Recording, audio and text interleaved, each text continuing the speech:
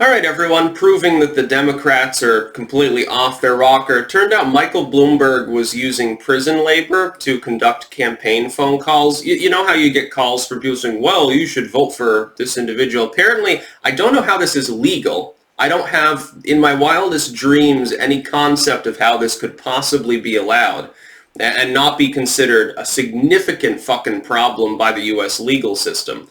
But prisoners were actually making phone calls, being paid to make phone calls for Michaelbloomberg's campaign. Now, he once discovered, he said, well, I didn't know, and don't worry, I'll stop that. But it's so in other words, again, we hear this time and time again. Politician gets caught doing something scummy. They say that they don't have any clue that they were doing anything scummy. So are you telling me that you're dumb? Because if you're dumb, I don't want you to be the president of the United States.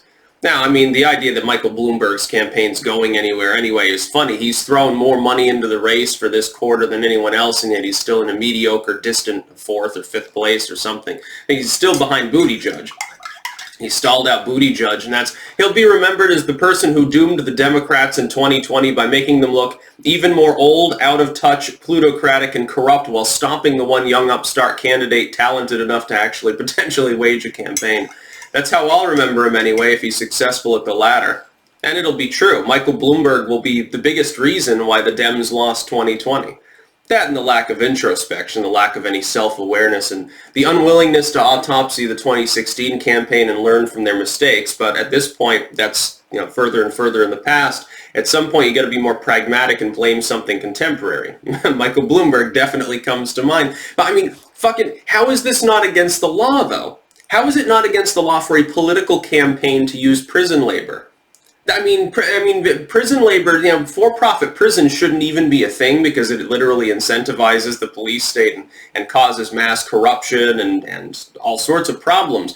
That being said, though, wouldn't it make more sense to be like, printing license plates, something nonpartisan, something that's not, how can a political campaign that represents a corporate entity called a political party use essentially what amounts to public labor?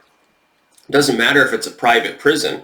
It's for that same purpose. I would think that the only labor that would be allowed would be like government contracts and stuff like that. Like, oh yeah, these people are making the casing shells for our new rocket launcher or something.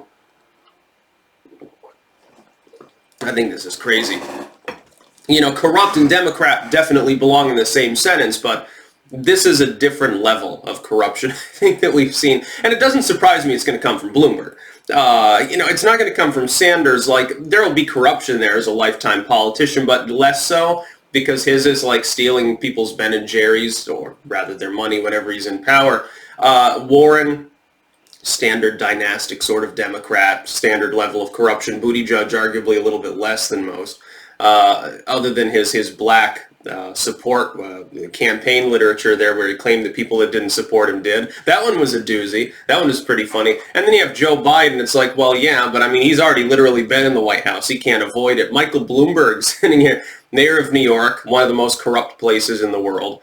Shitty mayor. Certainly couldn't hold a candle to Rudy Giuliani as far as his legacy goes. Which is funny because now Giuliani is like a victim of Orange Man bad. America's mayor, they said 10 years ago. Now it's Orange Man and his lawyer bad because he's defending Orange Man, therefore he's bad too.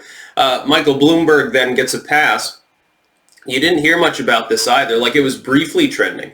It was briefly spoken of. And then all of a sudden it dropped off the earth. And I guarantee that the legacy media doesn't want to talk about it too much because Trump will use it to score political points. Trump actually was one of the main champions of the most recent prison reform that they actually managed to get through with Republican support. Having Republicans say that people that had a little bit of weed shouldn't be incarcerated more, it's like a miracle that Trump was able to do that. It would be really funny if Trump were up against Bloomberg in a debate and he's like, well, they're both rich New Yorkers. I champion prison reform. You put laborers to work making robocalls. I mean, my God. They should kick him out of the race. The Democrats are nuts for not shunning him. The DNC should come out and say, we're not going to recognize the legitimacy of Michaelbloomberg's campaign anymore. He's clearly nuts. He's clearly not what the party is supposed to be. Don't even fucking poll him. And they could do this too. They could simply ask those polling firms to leave Michaelbloomberg's name off. And then they could sink his campaign because no one would know he existed.